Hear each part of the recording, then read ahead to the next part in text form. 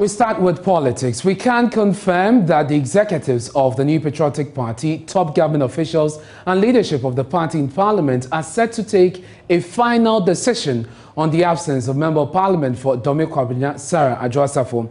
The General Secretary of the party, John Boadu, confirms all options are currently being considered, including triggering the constitutional provision to remove her as a Member of Parliament. Sarah Adjoasafo has been accused by leading government officials and some of her colleagues in Parliament of blackmailing the government with a list of demands. Records in Parliament suggest she's now been absent from the House for more than 15 sittings, which is beyond the constitutional permitted threshold for being absent in Parliament without permission. In the following interview, my colleague Evans Mensah speaks to the General Secretary, John Boadu, and he gives us an insight into what has transpired at the very top of the party in an attempt to resolve the issue.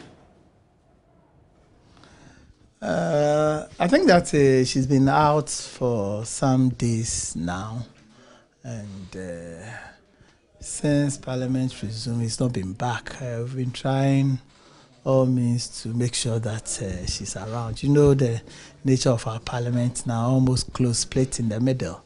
So if you lose one member, now I normally say that the members of Parliament cannot even get sick. And all that. So it's something that we are working on to make sure that he joins her colleagues in Parliament. Yeah. So you've reached out to her? Yes, we have. We have through various means, and she has one concern or the other. But I think that these are concerns that can be addressed. Yeah. What's her main concern? Oh, initially it was about the children, later some few other personal concerns that she raised, but I don't think it's so major said that to keep her out of Parliament. And unless, of course, like others are saying that if a member of Parliament has sent his or herself in Parliament for more than 15 sittings without permission, some kind of process of removal can be triggered and all that. I don't think that we need to get there. But we are a political party, we are an institution, we work with constitution. When it get there, we'll see how best to manage it. Kennedy Japan had said yesterday on GTV and today on Asase that one of her demands was that make her deputy majority leader. Well, I've also heard such concerns raised or demands raised, but it's curious to note that because parliamentary leadership is not a permanent thing for individuals. It is, in fact, it is the National Council of the party that decides who leads or who becomes deputy. So that is a party decision? It's a party decision. It's not even government decision. So it is a party that decides. And since we decided the leadership for this parliament, I haven't received any complaints whatsoever, and it's not as if she was just left in the lurch. She's been made a minister and she's working. We've never received any adverse complaint at all, so it comes to some of us as a surprise, but hey, we are in the world. So I seem to hear in your voice you don't believe the concerns he has are legitimate enough to keep her out of the house from working for people in a constituency. Legitimacy depends on who is raising the thing. But are they legitimate? Well, as for legitimacy in this manner, she has no right whatsoever to determine or say that she should be made X or Y. The right she has is to be a member of Parliament. As for whether she'll be a minister, that one is the president that determines. So the president can decide to disappoint her or appoint her. As to whether to be at the front bench or leadership of Parliament, it's the National Council of the party that decides. And we've decided long ago. We've never received any adverse comments from her or some petition or the need for her to have been maintained. You know, in all these discussions, we also had some deliberations with government as well to know who government is fielding in one place or the other. Because we cannot, as a party, field our leadership, then the next moment, president decides to appoint the person as a minister. It means that we must replace the person. So all the discussions that we have with the presidency resulted in the kind of leadership that we put there. And you are aware that she was made a minister and she never complained. We're in cabinet together and all that. So it comes to some of us as a surprise. But since I've not had personal, or I've not heard from her personally, I sometimes don't want to believe that that is a demand from her. Yeah. But how involved is the party in trying to resolve this rumbling, ongoing issue? The party, government, parliament. You're all trying to get her to... Not just her. We are all concerned, particularly when there's a need for some quorum to be met in parliament. So there are times that a decision has to be made, and by the time we realize 2 or 3 of our members are either outside or are out of jurisdiction, we need to also put our heart together and bring them, including her. It's not the first time. We've brought her before. You remember when we had that vote in parliament, said that even the NDC said that she's been impersonated. Obviously, it wasn't true. It was very false, and I don't know why the NDC decided to do so, because I personally saw her. And I can also add that Mrs. Oforiatta spoke to her. She was going out. Mrs. Oforiatta accosted her, had a chat. So I saw her. So I didn't see why the NDC were peddling that falsehood. Yeah.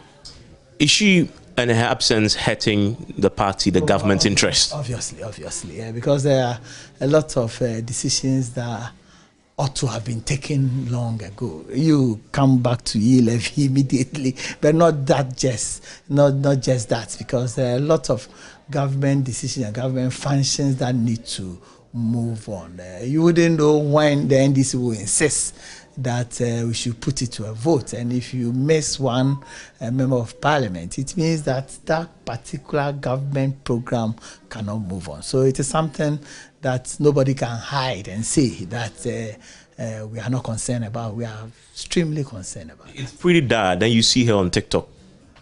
How does that make you feel? I'm told that it's an old recording. Yeah, I'm told that's an old recording. But she's been away for so long. I mean, in that period, she's recorded at least one. So that's an old recording. And I don't think it's also strange if she's celebrating her birthday and there's a music, she dances to it and it's put on TikTok. Only that it raises a lot of concerns about her not being reasonable. Because when I saw it, before I got to know that it's an old video that is put, I was so angry, because apart from the other reasons that I raised, some other thing that is because of her health and all that. Therefore, anyone to see her dancing and laughing at her, so to speak, was something that wasn't in a good taste at all. There's some leading voices in your party, both in Parliament, Kennedy Upon, Bearfield, the Deputy Trade Minister, who believe that the parliamentary procedure must be triggered because she's absented herself for more than 15 sittings, and that triggered to invoke that constitutional provision that would revoke her ability to still remain in the House. What's your take on that? I think that is their view, as parliamentarians, as colleagues, and they believe that irrespective of the concerns that she has raised, she should have been here to work with them. For whether or not that will be triggered will depend on decision by party and the caucus. Is the party willing and able to crack the whip? Because obviously you are concerned. We are more than willing if there's a need for it. Is there a need for it? I've told you it's a tripartite decision that we will take. Listening to our side in Parliament, listening to government, and also that will inform the party to take a decision, because she's there on the ticket of the party, and we are the ones who decide whether she should remain there or not, based on what the Constitution says. So it's something that we are mindful, and I'm a bit mindful of the fact that we are still in discussion. So so you are still trying to get her to come? We are still trying to put our thoughts together, trying to look at a lot of other options that we can do, and possibly if she will join us, that would be fantastic. If she doesn't? If she doesn't, then there are other options that we have. You've mentioned one. There are a few other options that we'll consider, which I'm not ready to let you. The constitutional one I mentioned is to remove her from Parliament. One, even the president cannot do anything about it. But that's definitely an option you are considering. I'm saying that one we don't even have to consider as an option. It's constant. When we were in school, when we are doing algebra, there's constant K. That one, there's nothing that can be done about it. If it is triggered, there's nothing that we can do about it than to go through the motions. You see, so I think that is important. And because I'm part of some of these decisions and making sure that all other options are explored, I will not be able to talk like Baby Befi or talk like Kennedy Japan. Kennedy Japan, for instance, feels so bad about it because apart from the fact that he has 2 children with her, he was involved in her campaign towards the 2020 parliamentary primaries and the main campaign itself. And I think that she's been receiving concerns from people and all that. So you can see the passion with which he speaks about it. But for some of us, we cannot go there. Very finally, I mean, all the tripartite conversations happening, yourself, government, parliament, is it positive? Are you getting positive feedback? Maybe neutral. It's even worse than, because then you don't know where you are with her. It's better than negative feedback. Yeah, you're standing in the middle then. You are not making any progress. It's better. At least there's some move towards decision making. Okay, independent of her, with or without her, you're getting to a decision. No, whatever decision we take will include her.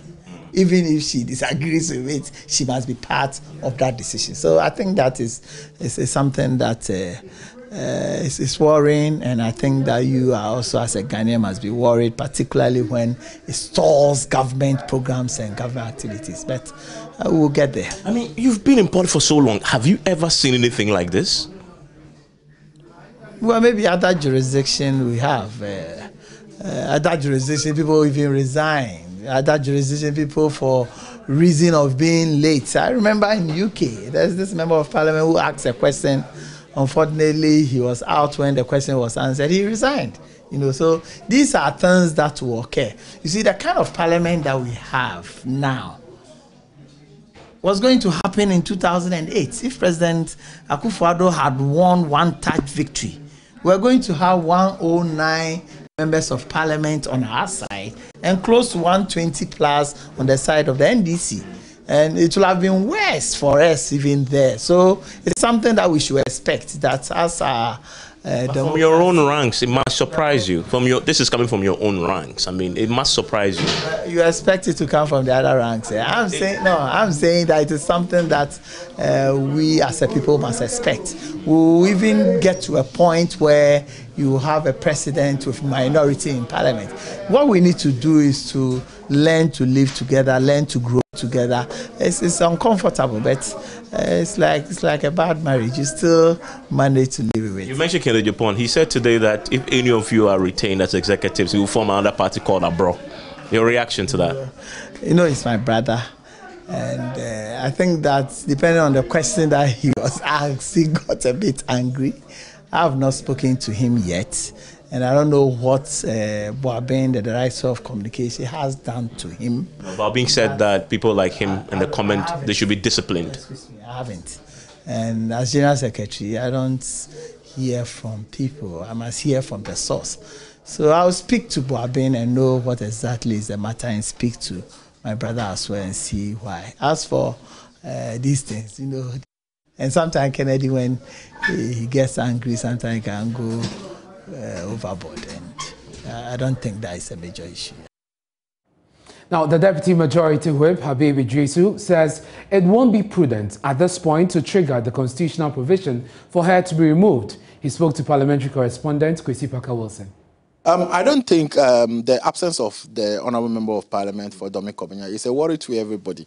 And leadership, we haven't actually say or will not actually downplay the fact that when she's not coming, it's not affecting the government business. But if members of Parliament are communicating, saying that they want to invoke Order 60, as you said. I haven't actually looked at the order very well, but I do know that 1-6. Yes, 1-6. But actually, the Order 16 doesn't precede Article 97 of the Constitution. Article 97 of the Constitution have made it clear that if a member of Parliament have absent himself for 15 days, he or she, the Speaker, a member will need to move, and it has to be referred to the Committee of Privileges. I don't think we have gotten there yet. She has absented herself for 15 days without permission, and the votes and proceedings of this House captures that.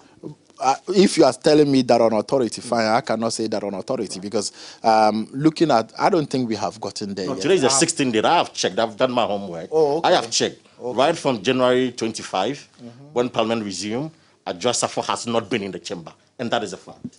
Okay, so if that is the fact, but you see, the Constitution in Article 97, like I said, it has made it clear that if he or she hasn't written to the Speaker, the point is that you might not see her name in the order paper or something, and probably maybe he has notified the But Speaker. if you are notified the Speaker, you are absent with permission. But Adjoa is absent without permission. So that's what I'm saying. Should her conduct be referred to the Privilege Committee? Simple. No, at the moment I will not make such an emphatic statement whether it should be referred to the Can the Privileges Japan has Committee called or her not. out? I cannot make such a statement. I cannot make such a statement. I think when we get to the bridge, we'll cross it. But have you reached out to her as a leadership? Oh, leadership, we have been in touch with her previously. You know, she was in the House when we passed the budget, and she was in the House when the appropriation bill was passed. She was in the House when we were adjoining for 2021. But when we resume in 2020, yes, we haven't actually have a serious government business where we will need her present, but I haven't cited her. But like I said, we have been in touch with her. She has other issues that she is dealing with. But at the end of the day, we are reaching out to her, and she's still a member of our caucus, and we are doing all whatever we can to make sure that we assist her in a way. Activating Article 97 and then activating the Privileges Committee or referring her to that. I think that it is premature for now for us to determine. We in leadership haven't considered that yet, even though it is not our call. Any member could be able to do that. So what do you say to your colleagues who are calling for that? At the moment, like I said, I prefer not to actually make a statement with regards to that one. I just prefer that maybe leadership will meet and then be able to take a decision. How soon would this be? Because people are worried. I mean, your caucus is where your members... Leadership will meet, and you will know when leadership meets. Because but do you know when she's arriving? I said leadership will meet on that decision, and when leadership meets, then we'll be able to discuss the welfare of every member, every member being present in the chamber, every member while you are absent in the chamber. It's the decision of the whips and that of the leadership. So definitely leadership will have a meeting, and we'll be able to see where we are, what we can be able to do.